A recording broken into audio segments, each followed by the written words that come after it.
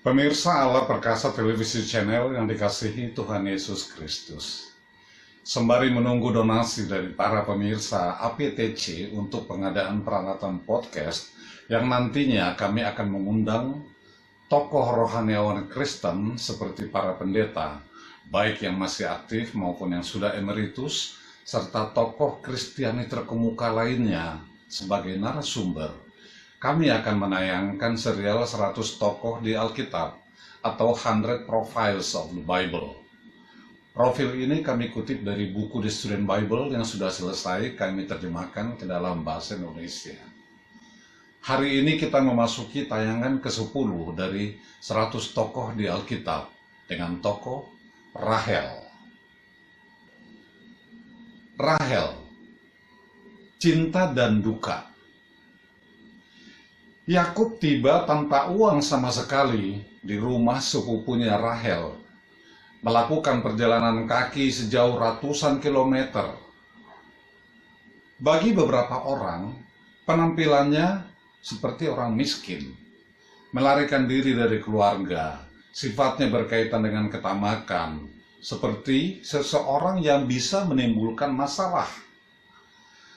Rahel juga bisa memahami dan menyusun sendiri siasat dengan baik. Dalam hal kekuatan dan kelicikan, Yakub menemukan pasangannya. Pada usia belum mengenal asmara, ketika para gadis muda menunggu orang tua mereka mempersiapkan pernikahan bagi mereka, Yakub diam-diam jatuh cinta kepada Rahel. Dia bekerja 14 tahun lamanya untuk mendapatkannya. Dalam kurung, setelah tertipu menikahi saudarinya. Jelas, baginya kecantikan Rahel sepadan dengan kerja kerasnya. Dia mencintai Rahel sejak pandangan pertama hingga nafas terakhirnya. Rahel mengetahui rasanya dicintai begitu dalam. Namun dia juga memiliki kekurangan.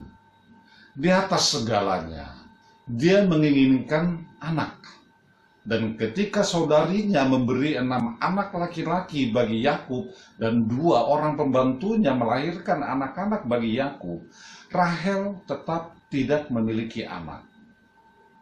Persaingannya dengan saudarinya Lea, seperti diceritakan pada kitab Kejadian pasal 29 dan pasal 30, telah menjadi mendalam dan pahit. Akhirnya Rahel melahirkan Yusuf, anak laki-laki pertama. Beberapa tahun kemudian dia wafat ketika melahirkan Benyamin, anak keduanya. Dalam kurung, untuk menunjukkan cintanya, Yakub menjadikan kedua anak itu menjadi kesayangannya. Kecintaan Rahel kepada anak-anaknya menjadi suatu lambang bagi Israel. Lebih dari 1000 tahun setelah kehidupannya, Nabi Yeremia memimpikan kehancuran Israel.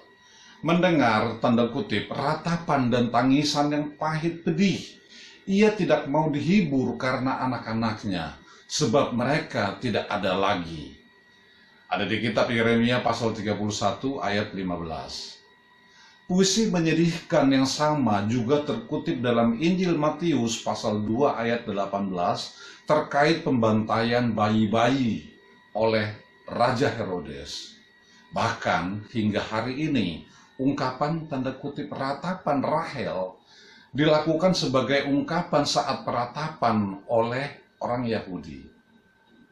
Rahel merupakan wanita kuat yang sangat setia pada suaminya dan menginginkan seorang anak melebihi segala sesuatunya.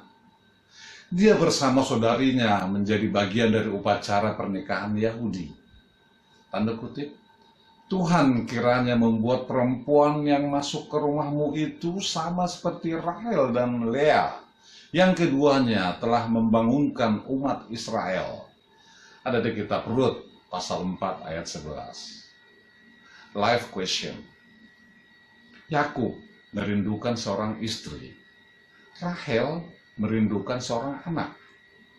Apa yang Anda rindukan di atas segalanya? Tuliskan jawaban Anda pada kolom komentar untuk kita diskusikan.